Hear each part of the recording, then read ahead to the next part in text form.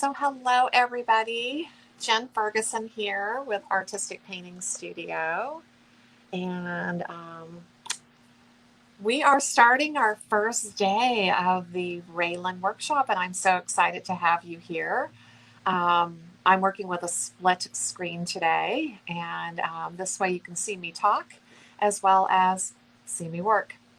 So hopefully this is going to work out awesome for this workshop, and we will just adapt as we need to adapt. So I'm going to give everybody a few minutes to come on in because we have sent out a text alert for those that signed up for the text alerts.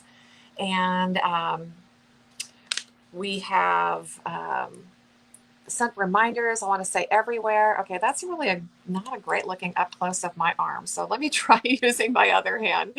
Having two cameras going here is kind of crazy. Okay. I was going to see if I could get rid of get rid of my banners. Okay. Maybe not. Okay. No, I guess not. Okay. We're going to have to stay in chat. Okay. I'll just have to remember I got a banner there. So as you guys come in, do me a huge favor, say hello. That way we know you are here. Hello, Pam. I'm so great to see you here. Hopefully, I won't have to take any breaks during this, but we might, depending on how long we go. Cheryl, all right, from Dallas, Texas. I got a bunch of friends in Dallas right now because everybody is at market. Also, do me a favor. If you haven't yet, at the very top of the description of this video, it says click here to give StreamYard permission to use your name. Do us a favor and do that because otherwise we're not going to know everybody's name. Let me see if I go log on to, let me refresh my page here on Facebook, okay, because normally I go ahead. We do everything through StreamYard when we're trying to do our split screens. It's the only place where you can do this. So let me pull up our video also on, oh, there we go. I can see everybody's names now. Okay. Hello, everybody. Yes, please keep introducing yourself. Let us know where you're from. And also, after our training this afternoon or this evening, depending on where you're from, I'm going to go back to, okay, because there's a video lag here. I'm going to definitely go back to StreamYard, okay? But make sure you do give StreamYard permission because we'd love to see your guys' name, okay? So what I was going to say, I got distracted, okay? Sorry about that. At some point in sometime, okay, while you guys are hanging out in our Facebook group, if you have not yet, do us a favor, go to the welcome post and introduce yourself. This is a time to build some community in this group with everybody else and get to know everybody. And I think doing a workshop with friends is more fun than doing a workshop with people you don't know. So as everybody gets to introduce themselves and share just a little bit about who you are, and there's a few questions I think I asked for you to share. You can go ahead and just share some little bit of tidbits about you, and then that way we all kind of just come together as a group of friends and have some fun here and just enjoy the whole process. Okay, so I've got notes. Okay, so first of all, just huge welcome, you guys. I am so excited that every one of you decided to go ahead and invest in yourself and learn something new and take a chance on me as well. There's many of you in here that I do know, either been customers or followers on our page, or you're already in my painting group, okay?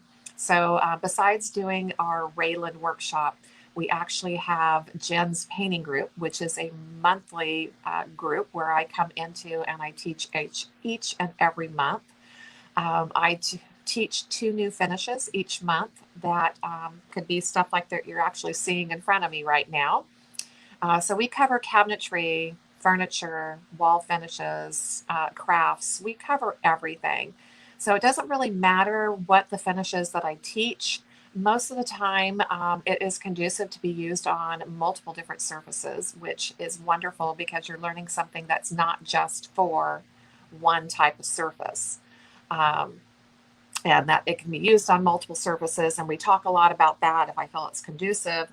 This particular finish right here is truly just really meant for furniture and cabinetry. This is not one that I think is conducive to walls, but it could also be something that could be done on a craft project. So I'm really very detailed about where a finish should go, what is it best to be applied on, and to continue to give you guys details. So in the painting group, the monthly painting group, you'll learn 2 new finishes. We are incorporating back into our biz training. So once a month there will be some business training, just going over the business side of doing what all we do. If this is part of your business, your side hustle, or your full-time gig. We also have now Coffee with Jenn a couple of times a month, and probably end up with that weekly at some point by the end of the summer. And then we also do another training that could be focused on either a tool, a technique, or a product. So a lot of information that is shared in here. So this is going to give you a great introduction to me, how I teach, the things I teach, and hopefully that at the end of this workshop, you guys will also want to come and join me in the painting group. So if you have questions, no matter if you're watching live right now or you're watching the replay, act like you're watching live no matter what, because we just want you to ask questions and just act like the video is live and be part of the whole workshop. Okay, so don't feel like if you got replay, you got gypped. Okay, I don't want you guys to feel that way at all, because I know it's impossible to pick a time that's convenient for 70, 80 people. Okay, it's just impossible. So we're all having to adapt and just make it work. So if you have questions as we go, do me a favor and just be your keyboard warriors and type, and I will definitely be checking the messages. That's why I have my laptop right in front of me so that I can see all of your comments.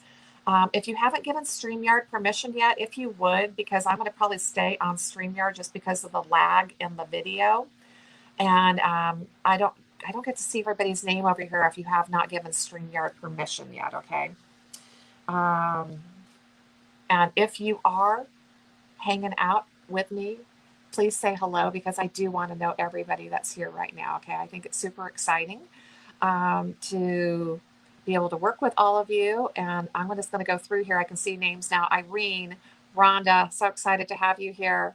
Etta, Kay, Desiree, Rima, Mary Jo, Petey, Amber, Diana.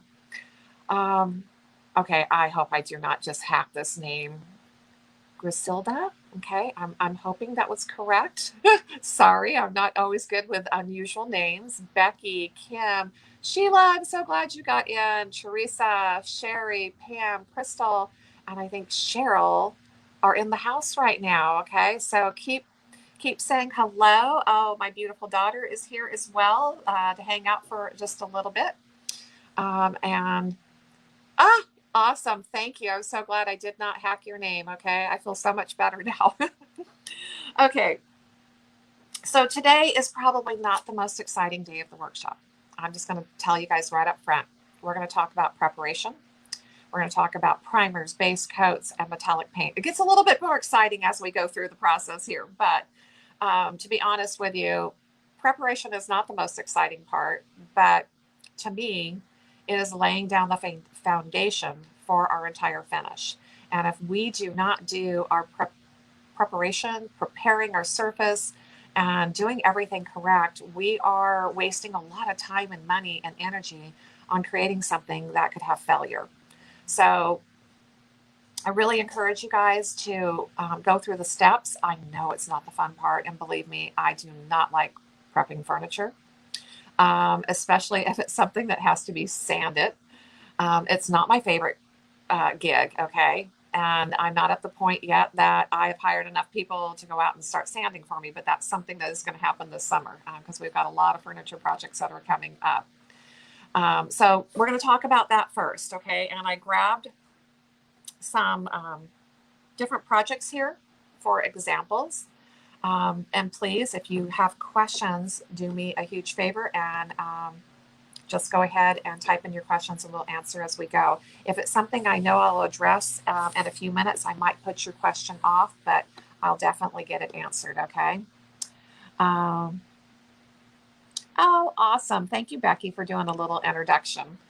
Okay, so I'm going to start with this piece here. This is a cabinet door that I actually taught this finish here in Jenn's painting group. Okay, so this is actually one of the finishes that I have taught. And oh, somebody says they love the preparing. Oh my gosh. Okay, we need to hire you here because if you like prep, you need to be my girl. But this is an awesome finish that was taught in the painting group. Okay, and I'm also going to point out the fact that in my painting group, if you guys decide to join at the end of our workshop, okay, the doors to Jenn's painting group is going to be open on Saturday night and Sunday.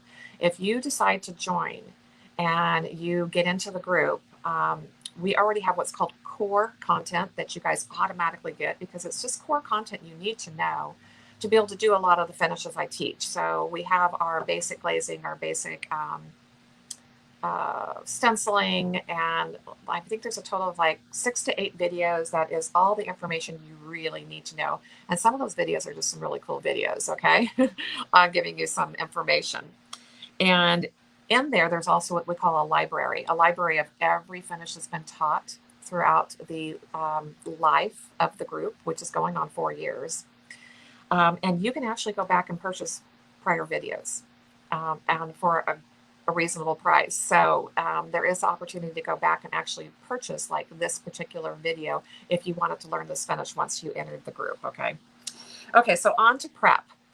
Yes, this is what I call one absolutely gorgeous finish. It's still one of my favorites, and I still use these techniques, okay? But let's say we're on to this. What was the finish from the painting group? Okay, so I'll have to go look, okay, because I don't remember the name, but I promise you I will, I'll post the name of this finish so you'll be easy for you guys to find, okay? Um, I got a feeling this is a couple of the members in my group. Let me bounce over to Facebook really quick because I can't see everybody. Okay, yes, okay. Kay's in the group and Irene's in the group, and they're like, yeah, I want to know that one, okay? um, yes, that is another thing that we do have. Besides having our private Facebook group that I teach in, we actually have a member site that hosts all your videos. Um, and I'm actually going to do, probably on Saturday, I'm going to do a little tour and do a Zoom video so that you guys can see what our dashboard and member site actually looks like. So I think that is something that's super cool. Okay, but let's say we're down the road a few years and all of a sudden I'm done with this finish, okay? As gorgeous as it is, times change, colors change, palettes change, our tastes change. We might want to move forward and we're going back into a whole different palette, and who knows, I might be going back to beige and not be doing gray anymore, okay? Or I'm out of the teal um, look, okay? So if this was the finish I wanted to completely get rid of, I would sand this, okay? I would get in here and sand, and there is some compromising, okay? So there's some area where I have some chipping, okay? And that right there would need to be cleaned up, removed, and if there is any chipping or failure anywhere, you want to make sure that's sanded off. Also, because we did a reveal, okay, there's a little bit of a dimension here, okay? This is a physical dimension, so I would want to get here and probably sand this pretty well, depending on what the next finish is going to be. If I was doing something textured or doing something that wasn't going to be super smooth, I wouldn't have to worry about it as much. If I was going to be doing something that I'm basically sanding between every coat and I want it to be as smooth as possible, then I would definitely making sure that I was sanding most of this off, okay? You could also use strippers, okay? I'm not one who really prefers to use the strippers, okay? Even the more eco-friendly ones, they still tend to not be that much fun to work with. So I think it becomes a personal preference. I get in here and I sand. I'll actually go outside. We set up a sanding area. I have multiple hand sanders, and I just sand everything off. Then I'll get into, sanding my hand, getting into the low spots and getting everything that needs to be done. So part of your prep is going to be based on what else I'm going to do.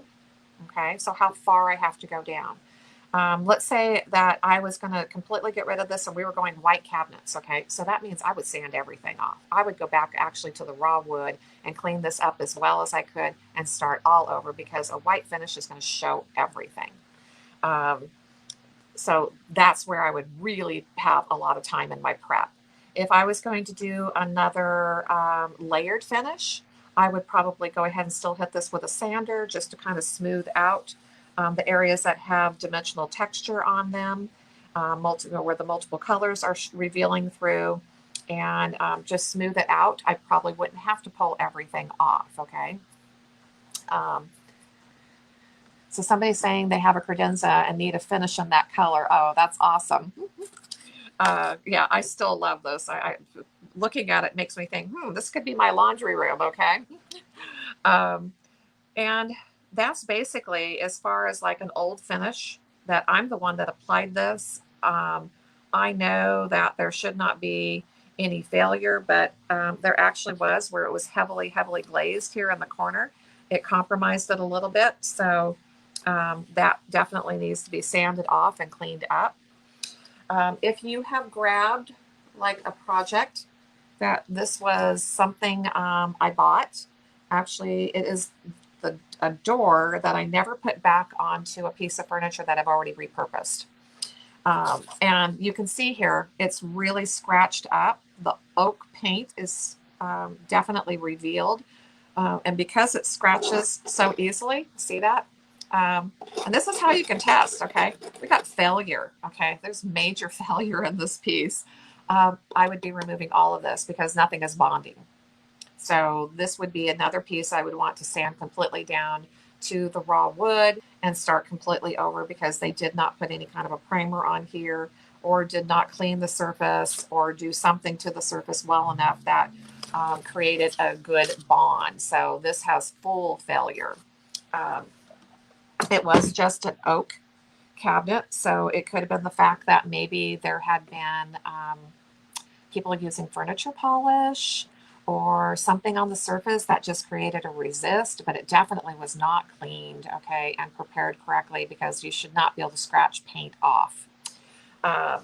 So I would definitely be going all the way down to the raw wood. I would be cleaning the surface. Now, when I say clean the surface, I like vinegar and water, or straight vinegar is like one of my go-to.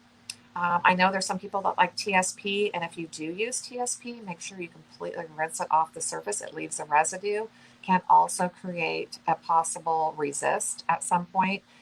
So make sure that if you are using TSP, full rinse, okay? Make sure you get everything off. To be honest with you, I would be sanding this. I'd be getting rid of all the old paint. I would be sanding on the raw wood and just kind of getting through that first layer. So if there was polish or a poly or something that was still there, I'm going to kind of like get through it with sandpaper. And then I would clean down with like a wet vinegar rag and clean everything off. And then let it sit, you guys. The wetter you get your project, the longer you want to let it sit and dry. Now, if you live in Arizona, you live in Nevada, you live in a really, really hot, dry environment, it's not going to take as long for your piece to dry out well. But the only thing you do not want to do is clean a piece down really good and not allow it to dry thoroughly, because you could be trapping moisture in each layer, okay, which could cause issues down the road. So make sure that you definitely let everything dry. I'm pretty good about, if I have sanded something, I've wiped it down really good, I'm going to let it dry normally overnight, because we live close to the beach, which means we've got some humidity, we've got moisture in the air, and things don't dry as fast, okay? Okay, I'm going to try to stay hydrated and keep my voice going here so I do not lose my voice while I'm talking to you guys. Okay, so somebody is indicating that they'd like to do their kitchen cabinets. I would like to do my kitchen combines. Okay, I'm thinking that's cabinets. Okay, maybe it was just a typo. No problem. Okay, so if anybody has any questions regarding prep, let me know. So you could be starting on a brand new piece of furniture, okay? Or see how dirty that door was. I got spider webs all over it as well. I think I'm going to clean that up really quick, okay?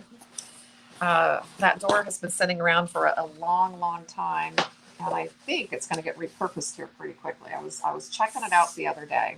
Um, so so let's say you've got something that's new, okay? So this is just a wooden frame, and it has just a backer board that can be used. This is a nice smooth board, so you could actually create a finish on here or create a sign or do whatever you want. And you've also got the frame. So being that this is like a really nice high quality, I want to say that's probably similar to like a press board or MDF, okay? Um, I'm one who loves primers, okay? So I'm always going to probably opt for a primer over just a paint. But at this point, I'm on raw wood, okay? This has nothing else on it, has no poly, it has no prior finish.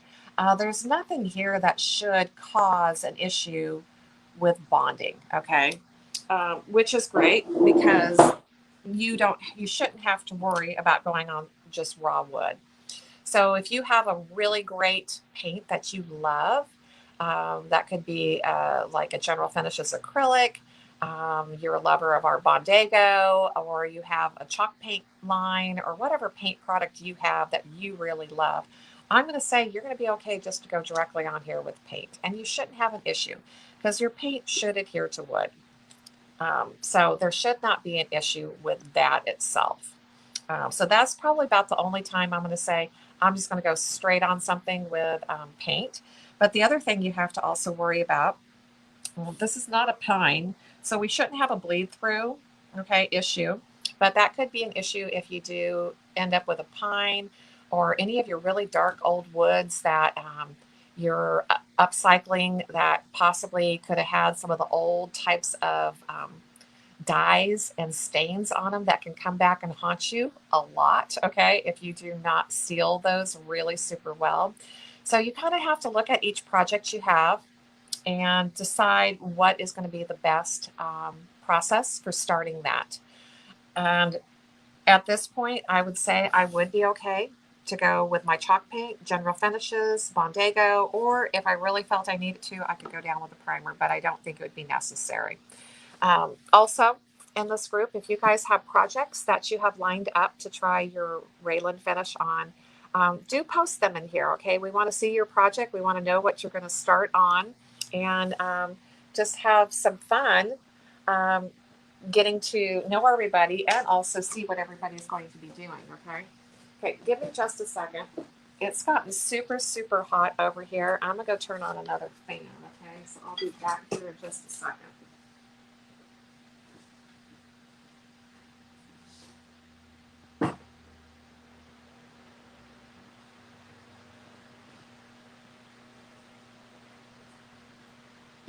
So we don't know if it just got super, super hot back here or if it was just actually Jen got super, super hot back here. Okay. It is that time of my life that we get the good old hot flashes. So it could have just been a personal issue.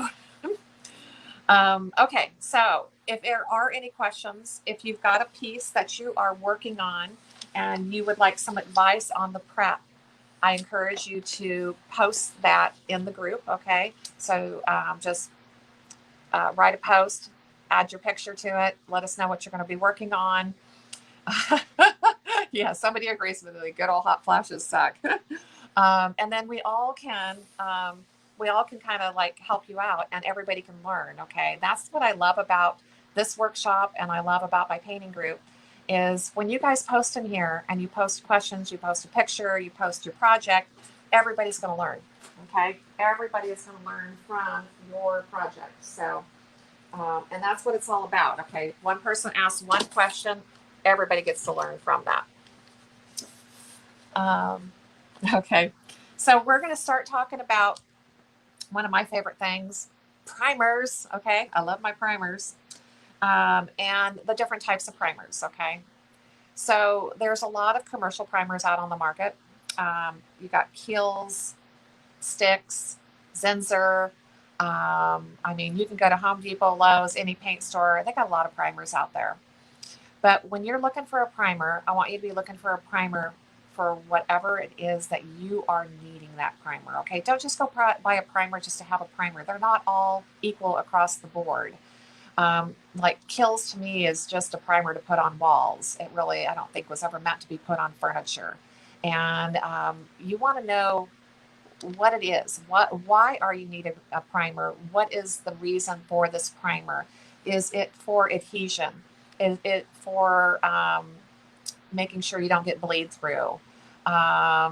Is it, I mean, for whatever reason? Okay, I want to say those are two of um, my biggest reasons normally for doing primer is I want to make sure I got adhesion to the project, or I'm actually making sure that I don't have something bleeding through.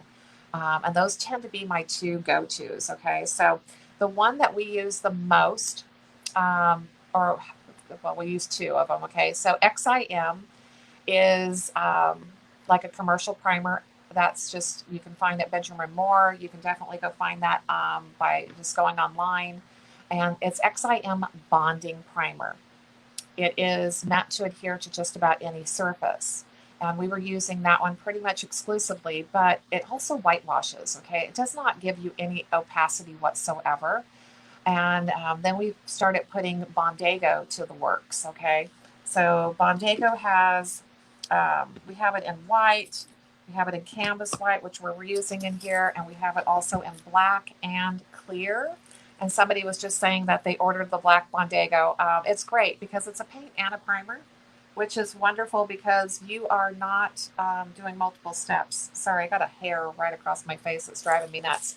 Um, so the thing that if you are, if you were using XIM bonding primer, you're only putting, you're putting down one or two coats of that, and it's just whitewashing the project. You're not getting any opacity. You still have to get a paint down over the top of it.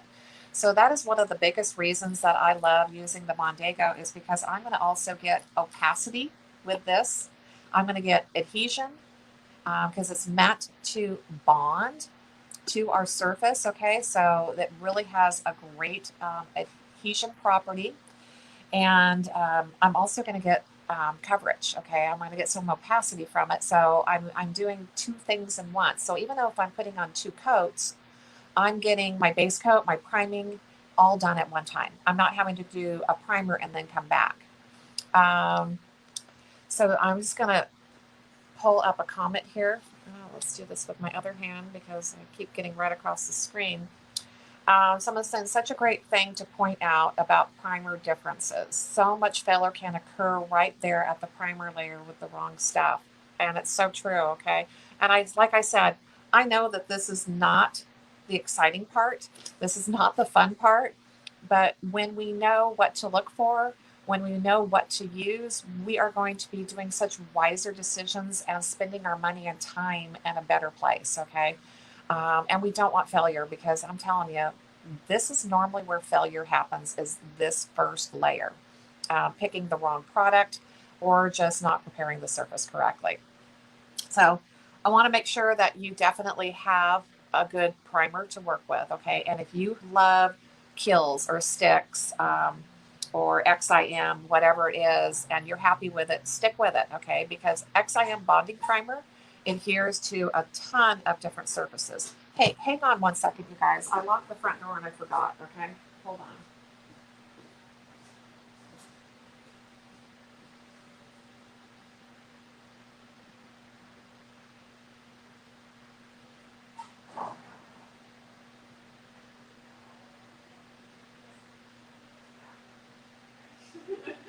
Bye, thank you. Okay, sorry guys, but I'm so glad my UPS driver Rick's here. He's early, so I think Christian's off, and thank God he knocked. Okay, I forgot. I locked the door. Oops. Okay, so somebody's asking, does Bondago work on plastic shutters? Um, I've been using Bondago on our plastic styrene boards, okay? So when we do our samples, let me get a visual for you.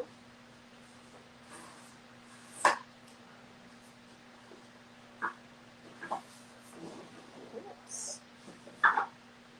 So we do most of our sample making on these boards here that are called styrene boards. This is plastic. And we do prime our boards with Bondago. So I know that it's working.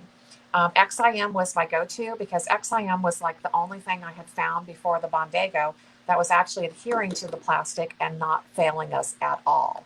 So yes, you should be able to definitely use it on your plastic shutters. Um, if those are going exterior, I don't know if those shutters are interior or exterior, but if they are exterior, you definitely want to make sure that you're putting an exterior top coat with UV protection over the top of them when you're done. Bondago is meant to be a primer and a base. It is not meant to be left on its own, okay? It always has to be clear coated. It cannot, it's not meant to be an exterior product by itself, okay? Um, so I'm glad that you guys are definitely agreeing with me to the fact that uh, it's definitely not the fun part, but it is vital to all your pieces is good preparation. So yes, Bondago would be a good one for you to use. I have found that I feel like it's sticking as good, if not better, than the XIM. Okay, somebody's asking me if I relock the door. Okay, if you guys don't mind, I'm going to go do that, okay? Because nobody else should be coming because everything's been picked up. So I'll be right back.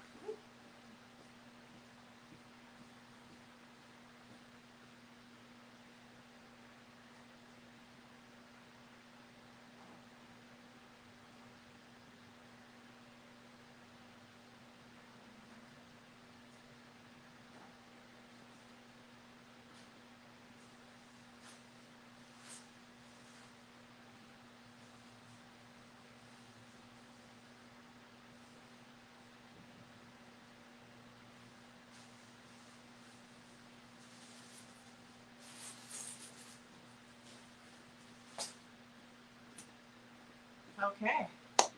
Not only did I lock the door, I found a package in the bush, so somebody else tried to deliver while the door was locked. Shame on me. Um, yes, I mean, nobody else is coming by. It's a little early for us to be locking the door, but I let the staff go because things were a little quiet this afternoon, and I figured I was going to be teaching and nobody could bother me, so I let them all go. Okay, so always make sure you've got the right primer.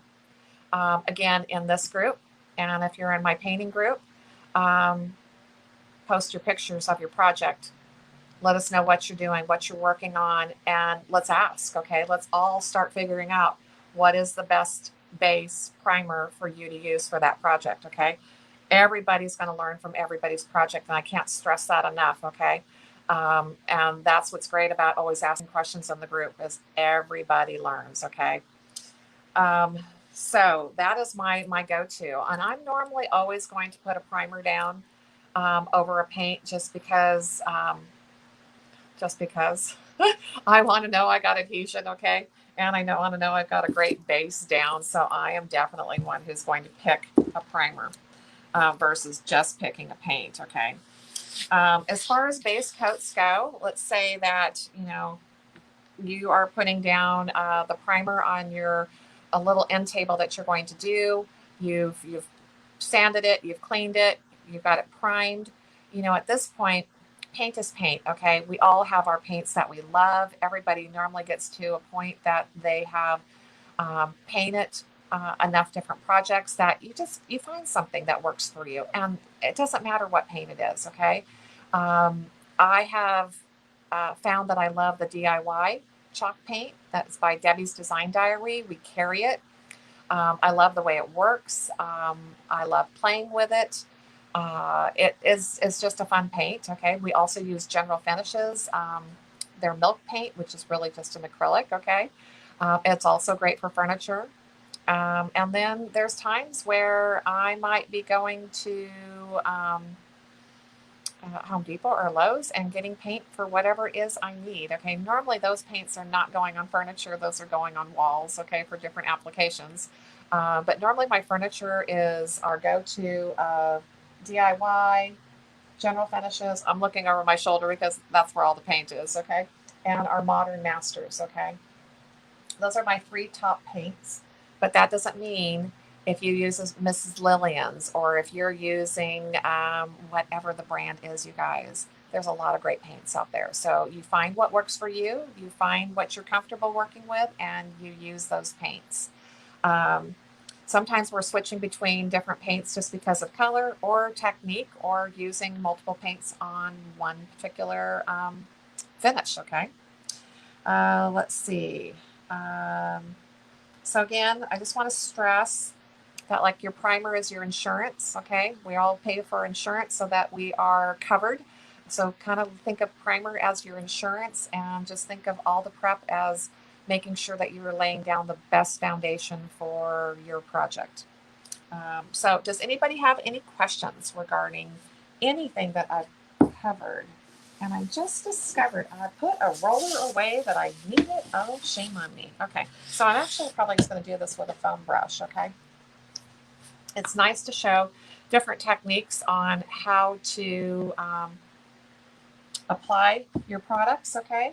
So instead of rolling this on, because we're going to be going on to a smaller canvas to start with.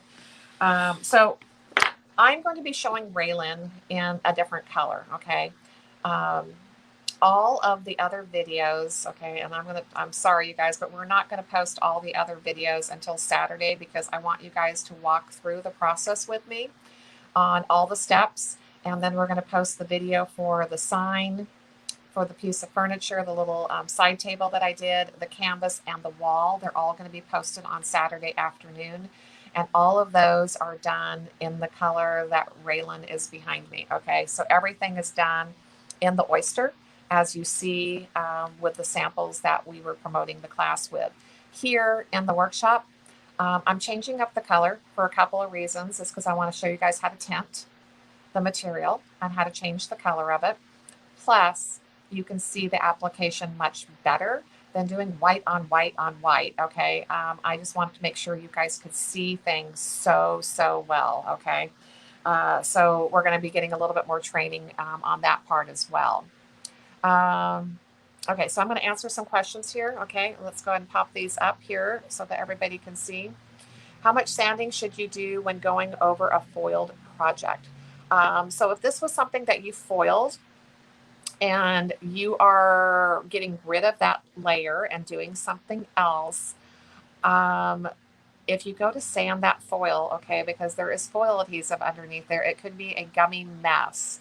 You are probably going to have to use something like Gooby Gone or mineral spirits to get rid of that foiled layer, or just do, if it was foiled and sealed with a good top coat, maybe just do a light sanding and go straight to a primer. Okay, so it's going to depend on what you're doing on your next layer. Okay, next question here is, do you sell clear Bondago in a gallon? Yes, we do.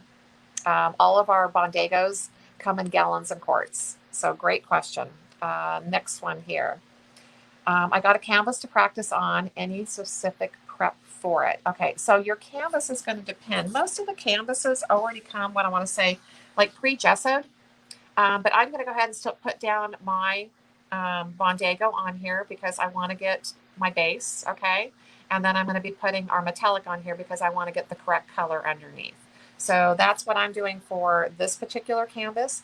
If you've got a pre-stretched canvas, like the one that's hanging up behind me, if I can move over the correct direction. Again, I want to say I think that did come pre-primed, but I went ahead and put down the Bondago just because of the colors that I felt that it was going to go better over with the oyster to get the Bondago underneath. So a little bit about our Bondago. Again, it comes in canvas white, black, and clear, and it has a tendency to separate. Yes, it comes in white. This was the white, okay? I've actually mixed something in here and turned it gray. I put the black in here and turned it gray, but this was the white, okay, which is also considered their tint base. So if you were wanting to either do white or create a custom color of Bondago, you would do it in the white, okay? That would be my at least advice, okay? Let me grab some stir sticks.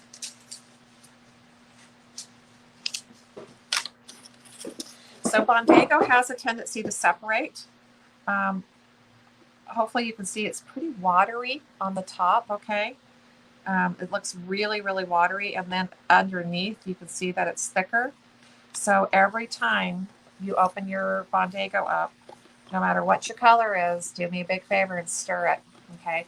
Do not shake, okay? Because shaking it just gets paint all over the lid, and then you open your can or your jar, and it just seems to make a super big mess, okay? So get in here and stir this super well, because we want to make sure that we have everything stirred up and that it's mixed well and it's all back together again. Okay, somebody's asking, what sandpaper would I use on a metal butterfly? Are you just needing to do a light sand on it? Was there something on it? Yeah, I'm going to say a 220 or higher if you're just trying to get a little tooth on there, meaning just kind of sand off maybe what was there. 220 is what I'm using if I'm just basically needing to get a little grit. If I am really trying to get some heavy sanding, this one was, what is this one? Oh, this is 150. How can I not see that? See that big 150 on there? How could I not see that? Okay. 150. I mean, I have sandpaper down to 50, I'm sure. Okay, so we definitely have some heavy duty sandpaper depending on what we're doing. But make sure you get in here, because what you're going to find is it's going to become very creamy, okay? You're not going to have any separation left, and it's going to be nice and thick, okay? So it's going to feel like it got thicker as you actually stir it. And then I'm just going to go ahead and paint my canvas using this foam brush. So I'm just cleaning off my stir stick so I'm not wasting any of that paint. That is just a habit I've gotten into for years. So depending on the size of your project, okay, if you've got the smaller canvas, I want to say this is probably somewhere around 12 by 18, I'm guessing, okay? And it's just a hard back canvas, okay? So it's not a pre-stretched one. This would be fine to get this canvas going, okay? So you could roll this on. You could brush this on with a foam brush, foam roller. You know, you could use an art brush, you could use a paintbrush, whatever you have around that's handy. It's not going to be a huge deal on how to get this on. The larger my surface gets, the more I'm into always using a roller, just because I'm going to have less application marks when you're rolling on versus brushing on, because we've got a lot of strokes we're having to do. When we're rolling, we just don't have as many, we won't be rolling back and forth as much. But if your project is small, it's not worth getting a roller out, okay, by any means. Okay, so let me go back. I want to answer some more questions, so I'm going to pop these up. It says, what kind of paint do you add to the Bondago to tint the color? You really should be adding a colorant to it versus paint, okay? Because not enough paints are highly pigmented enough to really normally like change a color. So I did Bondago and Bondago. I put the black in the white. I knew I was going to have a gray. No big deal, okay? It did not take much of the black to turn it gray, okay? If you don't have colorants, then you could use maybe some like acrylic by like General Finishes, or good quality acrylic. But realize if you're just making a light color, you're going to be okay maybe adding a little bit of paint. But if you're trying to make some kind of a medium to dark color, you've got to do that through tints. Because what's going to happen if you're adding a lot of paint to Bondago, you're going to change the property of Bondago. You are going to reduce its adhesion ability. If we're just adding a little bit of colorant to create a color, because colorants are just pigment basically, okay? They do have dryers in them, but they're basically pigment. Okay, I'm going to grab a visual here, okay, so you know what I'm talking about.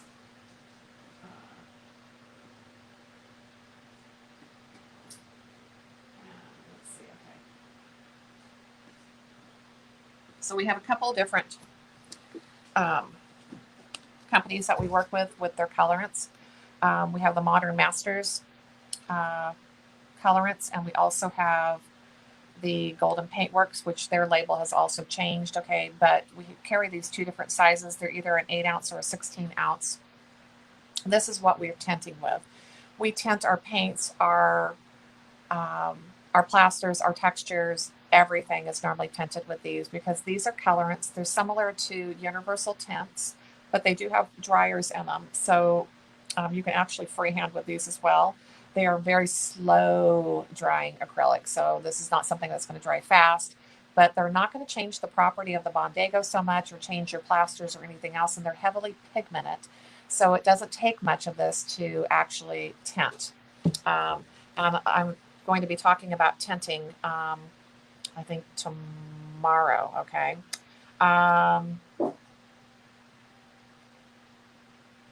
Yeah, if your black Bondago is thick, it's just thick, okay? Just stir it every time. Mine, I mean, this actually got pretty thick here, okay? I have used it till it was super thick. If it gets super, super thick, I don't put any water in the container, but if I'm putting it out always on like my, where did all those go? Oh, here they are. Gosh, things are right in front of me and I am not seeing them. Okay, I always use like my foam plates. So I'm always putting my Bondago on here and everything else I'm working with on a foam plate. I would add my water here, not to the container, okay? So you never ever want to put water or anything else in your containers if possible because you're going to contaminate the whole thing. Okay, so you're better off just pulling a little bit out and or adding water on a plate. Great questions, you guys. I'm so glad you're asking all these.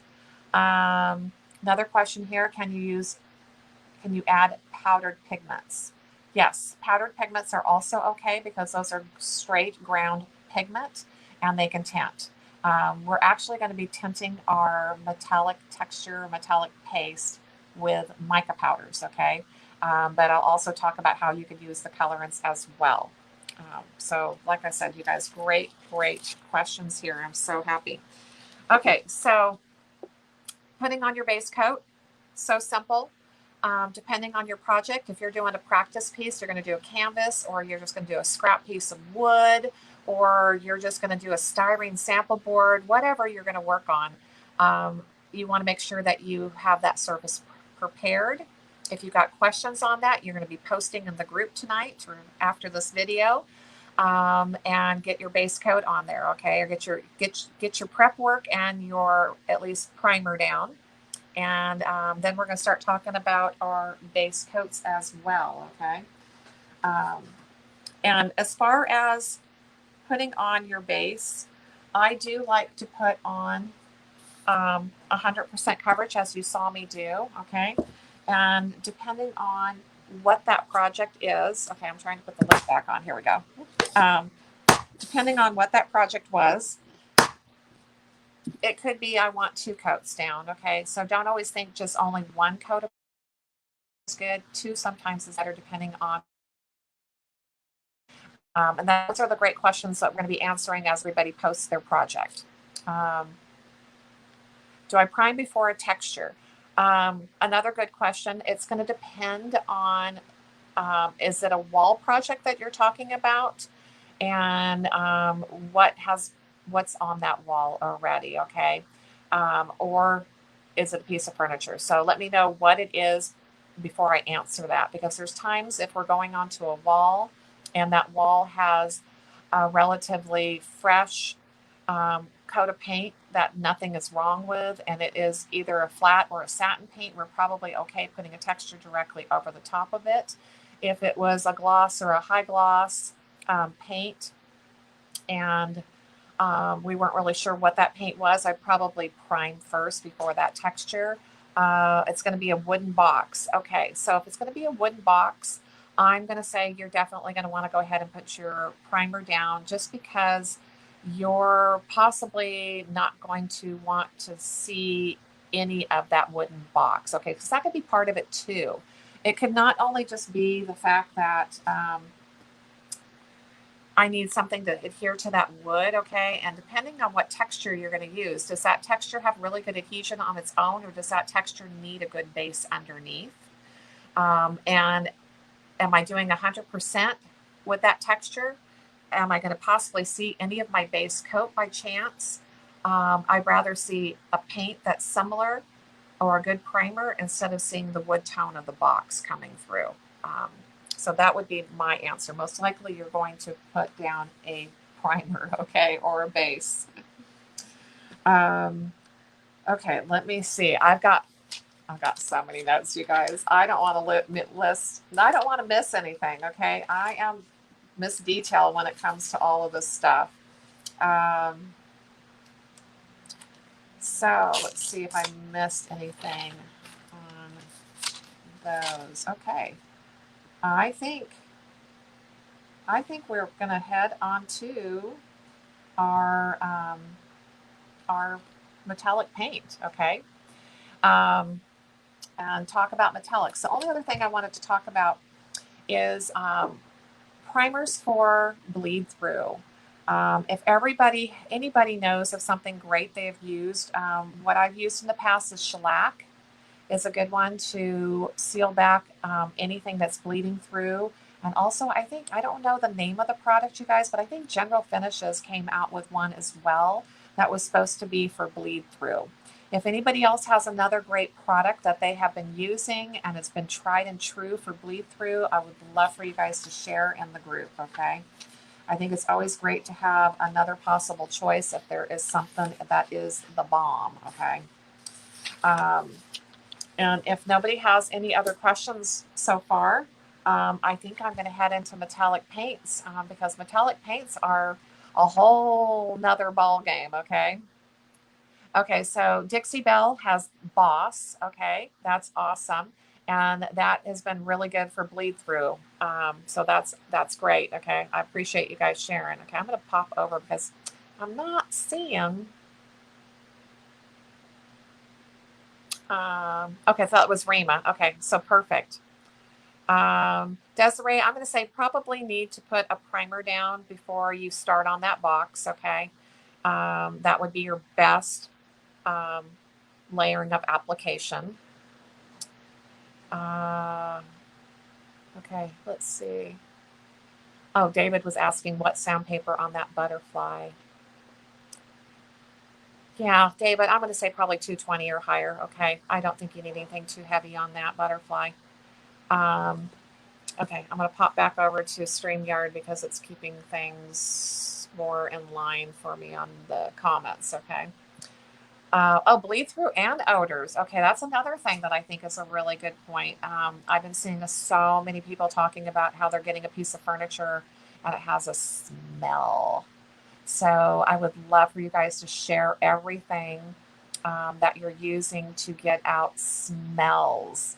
That is so important as you find some of these old pieces that, oh, they've been in a house that might have smelled. It might have been a house that had cat and dog urine, or who knows, it just has that old musty ew, something you don't want in your own house. I read something recently. Somebody said vodka and essential oils. And I don't know if they were mixing the essential oils with a vodka. I didn't like read in depth on it, but I have tried essential oils. I will post a picture. I'll make sure I take a picture of it tonight. There's a product that we found at Home Depot that has been one we've been using for our own house because the house we bought in December, the gentleman lived by himself. He had Alzheimer's and dementia, and there was an animal in that house. And I don't know how long ago the animal had left, but the animal did not have like a doggy door and did not get to go out. We don't know if it was a cat or a dog, but this animal peed all over this house. Okay. We've ripped out all carpet. And I want to tell you that we still have the smell. Okay. I mean, I've been spraying the cement floors, I've been spraying the sub floors because we don't have our new floors down yet. And oh my gosh, I will try any trick. Okay. Vinegar sprayed in a bowl overnight. Okay. I have done vinegar in corners of my house. I have bowls of vinegar that are just poured in bowls. Okay. Left them out for weeks and still have a smell. Dawn soap. Okay. That's another great one. With enough vodka in your system, you may not smell anything. Okay. I love the sense of humor, you guys. Okay, so I'm just supposed to drink vodka every night, and I don't care if my house smells. Love it. Dixie Belle Boss works great. I used it for smoke stains from a plastic fire. Oh wow. Okay. Um, oh my gosh. Sheetrock. Oh, it's not sheetrock that smells. It's we have plywood. Our upstairs has plywood floors. It's the subfloor, and we really can't pull all of our subfloor out because it is to do with that subfloor is underneath walls. Okay, and you can compromise your subfloor. So we're trying not to pull it out. But yeah, but the cement. Okay, you guys, the cement still smells downstairs, and I'm trying everything. So whatever tricks you guys have, share them with me. Okay. Um, oh, thank you, Petey. Well, you know what? I might be putting essential oils and all kinds of stuff down on that subfloor and just burying that, and hopefully it doesn't come through. Oh my gosh. Baking soda, vinegar, peroxide, and a few drops of Dawn mixed together work great. Okay, I'm going to use all of your guys' recipes here, okay? Considering we're still in the construction zone because we kind of put the halts on everything when we had a bad contractor in, we still have subfloors everywhere. Um, so we're hoping to move forward in the next week or so and start all over again. Um, so you guys aren't seeing all the comments. Let me go over to Facebook. You should be able to, if you guys are on the Facebook page, Desiree, you should be able to see all these comments because I'm on Facebook and um, everything I read over on the StreamYard is all the same questions that are here. Okay. If you're not seeing all of them, Desiree, maybe go out and come back in. Okay. So Rhonda's saying that she had to paint the floor with shellac primer to get rid of animal smells in a rental. Nice piece of a device, girlfriend. I think I might be doing that. Okay. Um, okay. Yeah, Desiree, it's wonky. Okay. So if you're not um, having to kind of maybe refresh, because I know that last week I was having to refresh constantly to see any comments. It was horrible. Um, okay, perfect. Let's see. Okay. So again, you guys, thanks for the sharing. And this is where we're all learning. Okay. This is where everybody is learning. Okay. So we're going to go ahead and start talking about metallic paints. And by all means, Modern Masters, you guys, is my favorite. Okay. And I just don't know if you can invest in a better metallic paint than Modern Masters. Modern Masters has been around for a long time. Okay. And they really, really do create a fabulous product. And okay, I'm going to bounce back over to StreamYard just because my comments will populate. Okay. I'll keep going back over to the other so I can see who's actually talking to me because you guys haven't all given StreamYard permission, so I can't see all your names over here. Okay. Um, Modern Masters is wonderful, you guys. It's probably, I want to say, the best metallic paint on the market. I just don't know if you can buy a better one. They have a beautiful collection. Okay, so this is one of their pamphlets that we have. I think all these colors are still around. They have done some discontinuing over the years, plus they have added new, so this is definitely outdated. Um, some of these might be gone, okay? But these were their what we call their satins, which are the majority of their paint line is in a satin. That just means it's a normal metallic. It has the shimmer. And then they also came out with what they called their matte metallics. And the matte metallic still was metallic, but it just didn't have the same shimmer as the satins. And what they came out with is this collection here that is where they only have these colors in the matte. So not all of their colors had a matte complementary, okay? So they picked, I want to say, probably their more popular colors in the line or stuff that they were creating with and created the matte paint for that color.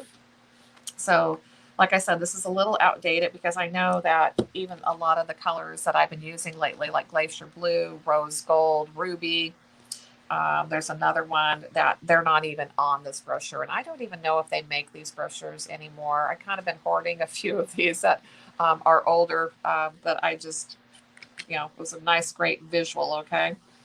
Um, so the one other thing I wanted to point out about all of Modern Masters paints is on the, here, where am I?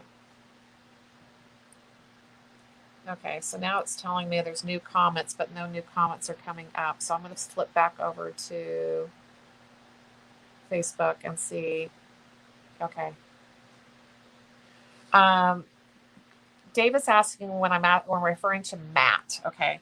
So I'm not sure if I can get this flipped. Okay, we're just going to go ahead and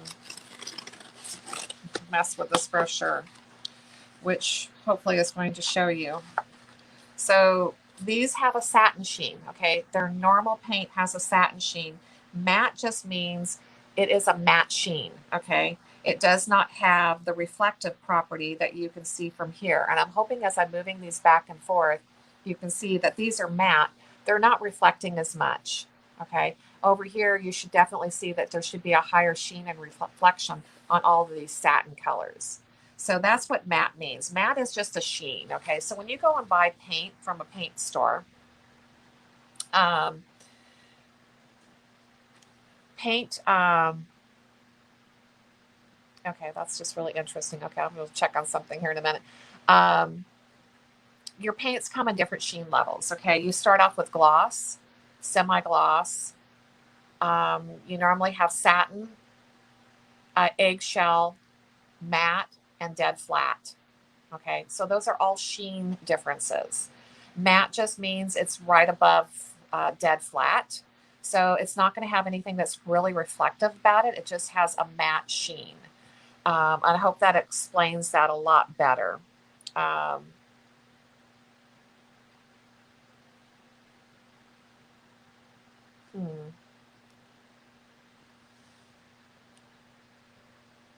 Okay, guys, I'm going to look for something really quick, okay?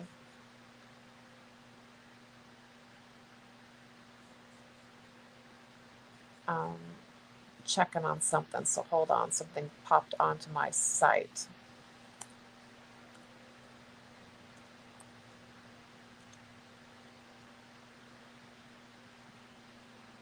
Okay.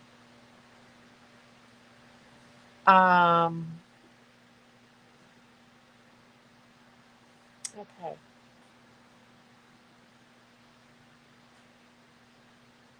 Sorry, guys. Okay, let's get back onto this.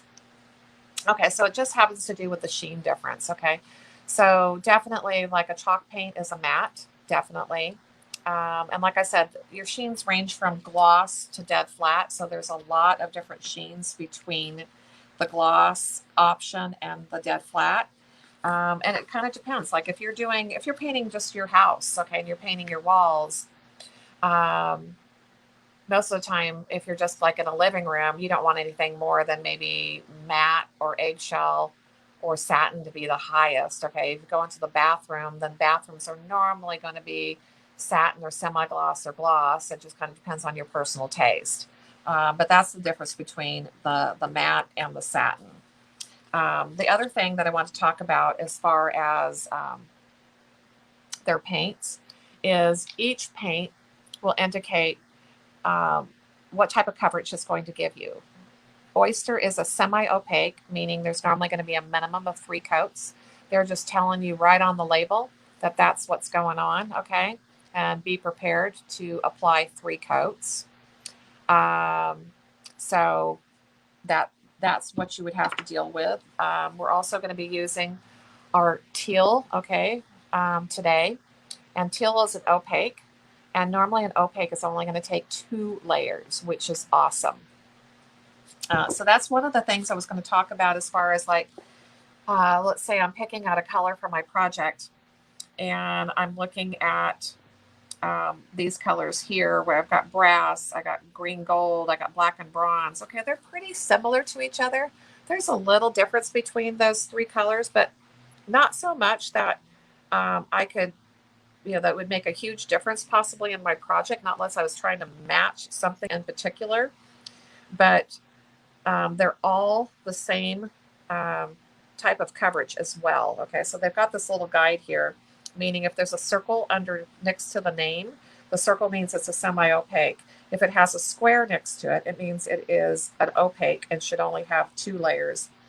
The other one that they have are their shears.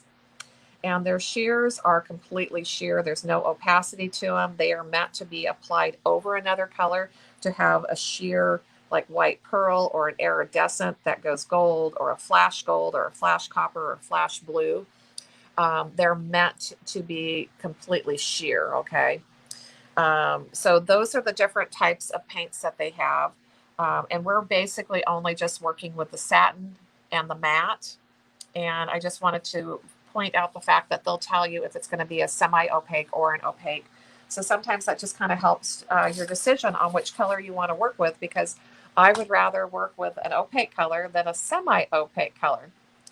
Mary Jo, I think we have this one in the 6 ounce. If not, we can definitely do a pour for you, because we discovered that even on the matte metallic, they've quit making this in the 6 ounce. So we're having to pour these for the kits. Okay. We didn't know that when we ordered it.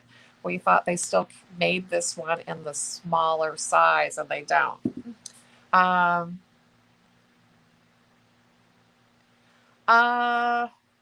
Nora's asking a really good question. She's wanting to know if they indicate if they are an opaque, etc. on the website. I'm not sure we have the information on each one of them, so you can always just send me a quick email and we'll definitely let you know. And that definitely means something we need to add and we need to check on it, okay? Okay, so metallic. I'm going to get out my sample board so that we can paint our metallic on here. And I've got a little bit bigger canvas that I'm going to be working on. I got all kinds of different surfaces that we're working on here, okay? Again, this is one of those canvas boards. It's just the flat board, okay? This one was by, I think it's Fredericks, okay, is the company. It is just a flat canvas board. This one's 20 by 24, so I've got a nice big surface to work on. It's already primed with 1 layer of the, actually, I think I did 2 layers on here.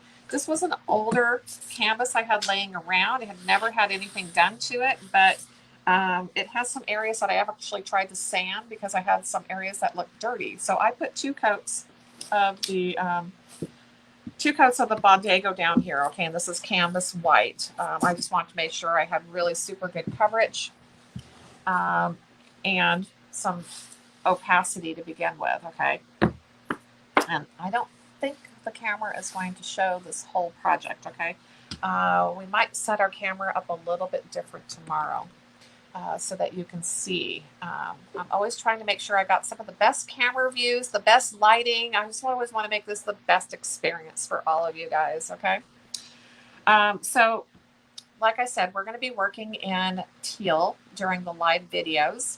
So you are going to learn how to do our gorgeous Raylan in a different color, which is part of just being in this workshop. Is I want you guys to be able to interpret this finish in any color, and make it and adapt it to whatever you want to do. Okay. Oh, and I forgot to put press and seal, so hold on. Yeah.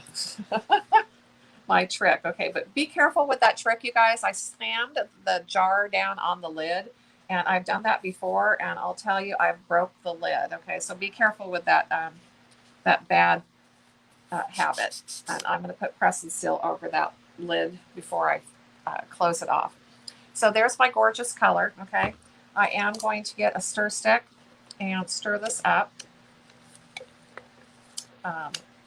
And every one of the Modern Masters, I think, has a tendency to be a little bit different thickness. They're not kind of the same across the board. But again, with any paints, I always stir it before I use it, because if there's separation, that could compromise that particular paint if I don't stir it up first, okay? So metallics are fun to work with once you kind of understand everything about them. And they can be not fun to work with if you don't understand all their properties and why things are happening.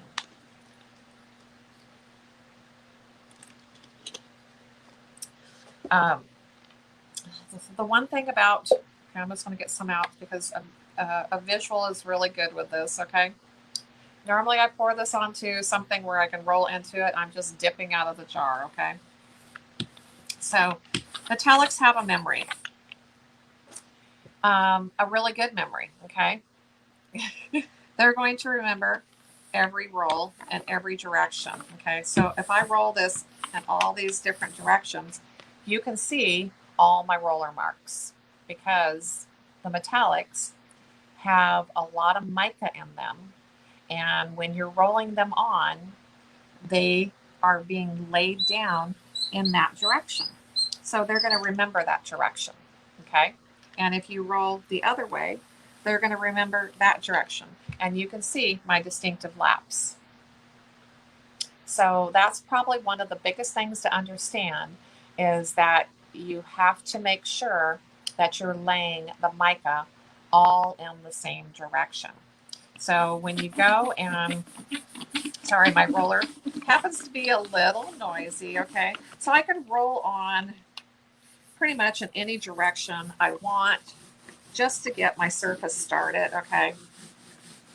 I don't have to worry about how pretty I'm putting it on. I have to be worried about how nice I make it in the end, okay? So let me get my whole surface done here. And this is one of those Royster, okay, low nap rollers. It just goes on their own handle, but you can use any roller you like. I like to use a low nap with most of my products, meaning I like an eighth of an inch. I think it's an eighth of an inch or a quarter of an inch. Okay, I don't really like anything heavier than that, especially with my, especially with all of our metallics. Okay, let's get this all the way back into the frame there. Okay.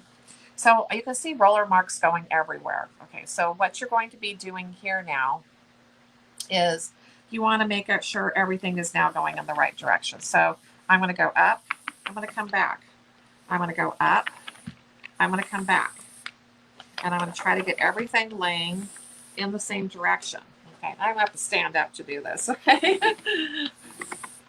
And we're starting to see a little less roller marks. Okay, but we're still seeing some. Okay, and the next thing to do is, now that I know I've got it all pulled in one direction, so now I'm going to come back with my roller, and I'm not going to use a lot of pressure, but I'm going to bring everything back down. And I'm possibly going to go over areas where I can see any kind of lap lines or any kind of marks, okay? And I'm just going to gently bring it all down. And I'm not using a lot of pressure because all I'm trying to do is soften out any of those marks, okay? Anything that I can see where I can see the distinctive laps, okay? And you can see it's getting a little bit better. It's still not perfect, okay, but it's definitely getting better. And I could go over it again where I'm seeing those lap lines, okay? And boy, we just have a talkative roller today, okay? Um, but the more times I normally will go over this with a gentle hand, I can start bringing those lap lines out of there, okay? And this definitely looks better, and it's going to look better than just about any metallic paint job you've seen, okay? So what is so hard about putting metallics on any surface is this right here, okay? We're going to see some normal type of lap. Okay, this is a 2-layer finish, okay? 2 coats. It's not meant to opaque in one. So I'm going to be happy with this being my first coat. My second coat is going to be teal on teal. So we're going to be able to soften out these lap lines even more with our second layer. Um, Another way that you can put on the metallic is with a woolly, okay? And I'm going to go grab one just so I can demo it.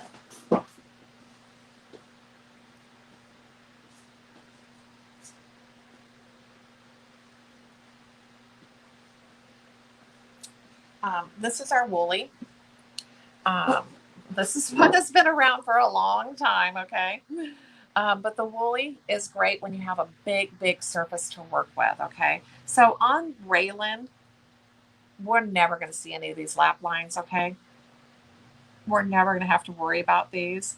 But if you were just wanting to do a metallic wall, that you wanted to do just metallic paint, and maybe you were going to do a glaze over the top of it, or you just want to do a metallic paint wall. One of my favorite ways to actually do it is to use the woolly, and I actually apply the paint with the woolly, and then come back and pounce it with the woolly, because you're going to end up with maybe a little bit of a stippled look, but you're going to lose all of that, all of those lap lines. And you see how I'm moving the woolly around in a whole bunch of different directions, because you want to make sure that you're creating organic movement and you don't have any distinctive lines, okay? Like I said, you're going to end up with a little bit of a stippling. That'll soften out, but you're not going to have distinctive lines. So this is a great tool to use for large surface. Now I'm going to say, if you're doing a canvas, if you were doing a piece of furniture, rolling it on, or even using like the super dense foam roller or a foam brush, you're going to probably be okay. And especially because we're burying it under a metallic paint, you're never going to see the imperfections.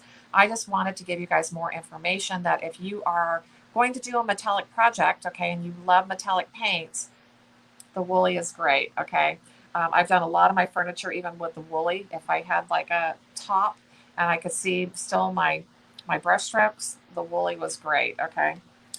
Um, yeah, I got a piece of, I think it's still, okay.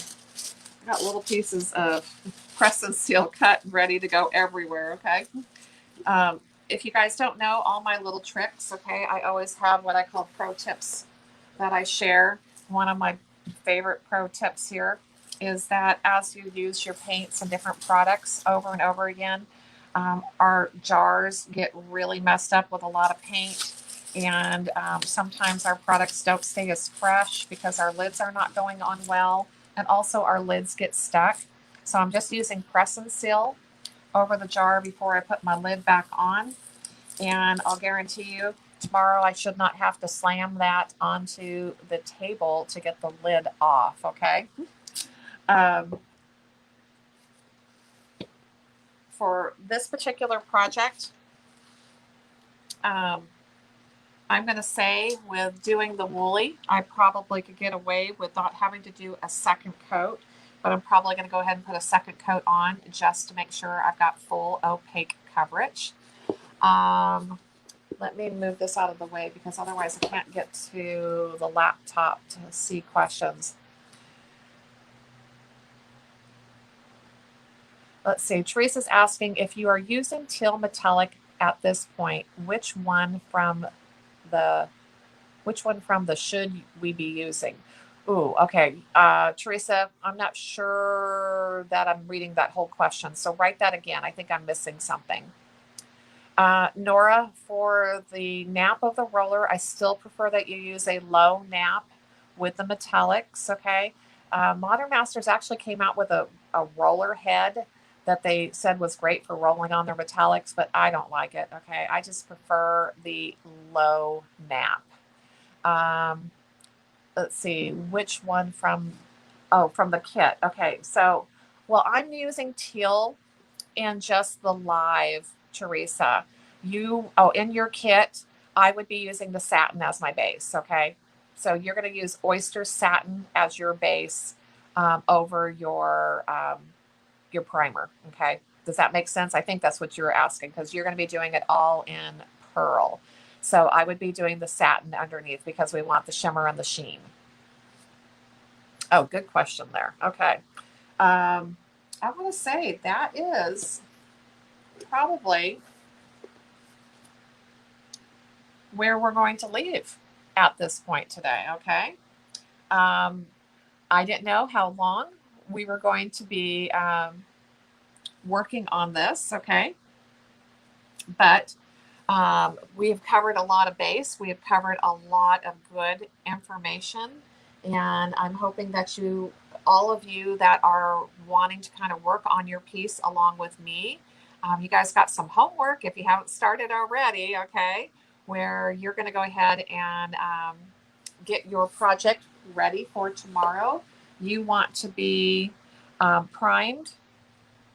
So that could be your Bondago or a good primer. Then you're going to want to put down your metallic satin as your base. And tomorrow we're going to be hitting into all of our metallic texture. Okay, I want to go back over here to StreamYard and see if I can see questions again. Huh. Okay, so StreamYard has kind of quit. I might have to refresh this page. Let me refresh my StreamYard and see if that's going to let me go back in. Or did I screw that up? At this point, you guys, I really want to just open up to, okay, no, that did not work. Okay, so let me go back to StreamYard. I don't know why. My StreamYard just quit kind of working on me. Okay, let's enter studio because we got live going right now. I love technology, guys. I love it when it works. I super, super love it when it works. Okay, let's get both of us back on the screen. Sorry, guys. I had to mute my mic because I completely left. Okay. Oh, here we go. Okay. So, okay. Some people are saying that their kits are landing today. Awesome. Yes. And the woolly with the, you guys, you can apply all the paint with the woolly. Okay. So basically let me do a visual here. I'm not going to do it completely. Okay. But I would pour my paint onto some kind of a tray, or this is like my serving tray that's covered with press and seal. Okay, I got to make sure I got it in the camera the right direction. And I would take my woolly and I'd work it right into the paint. I'd pounce it off here. I would go to my surface and I would be going all over my surface. I could pounce it onto my surface. I can scrub it onto my surface and pounce it as I go. This is a great applicator. Okay, we use it a lot for our metallics. Oh, good. Somebody else said they just got their kit tonight.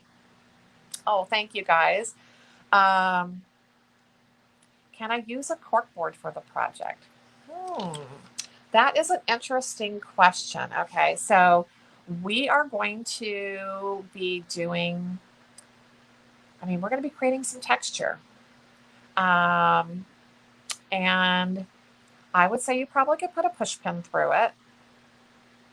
I don't see why not try, Mary Jo. Metallic texture, metallic paste, they don't dry like so hard that it would be like impossible to put a push pin through it. They do dry a little bit softer as far as the material goes. Um, so it could be possible to use a cork board. I would prime it just for adhesion. The cork boards that I've done all, I think almost all stenciling and foils on them. I haven't actually done a textured one where I was going to be putting push pins through the texture. So not sure.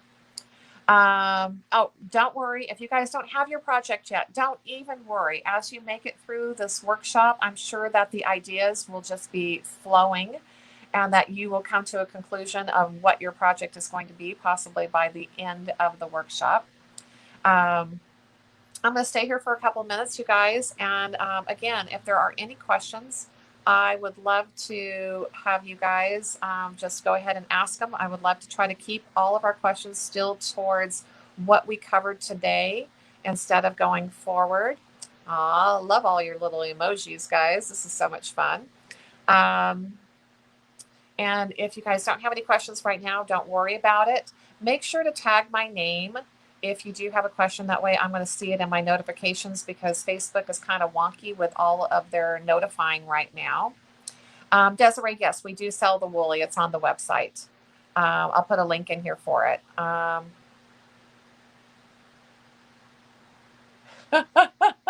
Mary Jo just moved. Okay. And yeah, she's saying the only thing that's around that everything is off of, I could do my cork board. That's fun. I think Mary Jo is just dying to do something because she's been in the packing and moving state and everything has probably been boxed up, and that's not always fun when all your stuff is put away. Um, I love having all my stuff out. I got way too much of a mess back here though. Let's see. Oh, Rhonda, thank you so much. And I appreciate you being here. The other thing I want to talk about, you guys, is no matter what level you are at here in this group, if you are a newbie or a seasoned pro like Rhonda, I'm here for all of you. I want to be part of your journey. I want to be part of your success. For you guys to learn more, gain knowledge, learn new techniques, learn how to put those techniques into practice and grow in your skills. Okay. And the one thing I want to also, okay, I'm going to go ahead and okay,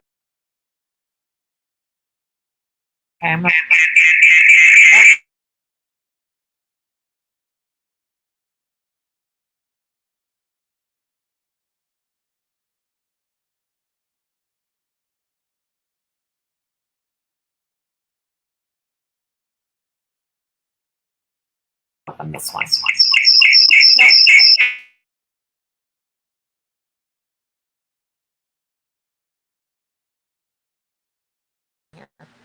Okay, I got to figure that out. But every time I change mics, it's not working. Okay. Um, hey, we know what we can and cannot do. StreamYard is its own little thing here. Okay. Um, so what I was talking about is no matter what level you guys are at, this workshop here that you're in, as well as Jenn's painting group that is opening on Saturday night for new members. It doesn't matter what level you guys are at. I love teaching. I love teaching newbies. I love teaching my peers and everybody that's in between, because I love being part of you guys' journey. Okay. In our painting group, we like kind of finding out where everybody's at and figuring out what we can do to help you to grow and grow in your skills, your knowledge, your ability to incorporate more into your finishing, no matter what your surface is. And then as you get to that point where you're learning new stuff, gaining knowledge, art is a lifetime journey of practicing, okay, and mastering our skills. So we are definitely going to be doing this. I mean, I've been mastering my skills for years. I still practice. I still do stuff. I still learn new stuff. It's just one of those journeys. We're never going to quit learning and quit playing and quit perfecting. Yes, I do have a YouTube channel, and I'll make sure that we get that link in here for you. Sheila's been a member of my painting group for many, many years, and I so appreciate all of you that have been. Like I said, I've got one of the benefits for being in my painting group is that when you come, when I do these pop up workshops a couple of times a year, you guys all get to come over here for free. Okay, this is free to every member of my painting group. And I know there's a bunch of them here, and there's probably a bunch of them still planning on coming over and watching all the videos later as well. Okay, guys, again, no matter if you watch this live or replay, act like it's live. Ask questions, okay? If you need me to answer something, tag my name in the question, and I'll make sure that I'm getting back to all of you. You guys have a little homework tonight. If you want to start prepping your project, you can get that working. If you're not going to be prepping a project, I want you guys to get into the group. And I started a thread that was a welcome thread and an introduction thread. And I hope for you guys to continue to introduce yourself there as well and let all of us get to know each other, okay? So that's it. We'll be back here tomorrow at 3 o'clock again. That is 3 o'clock Pacific Standard Time. And I'm going to say we're probably going to be here for a good hour and a half, probably about the same. I'll end the day on a Q&A, just because I want to make sure that I am getting to everybody's questions and that you guys aren't having to wait for me. So all of you, I hope you have a blessed night. Have some fun. We'll see you in this group. If not tonight, we'll see you back here again tomorrow. So have a blessed evening. Bye, guys.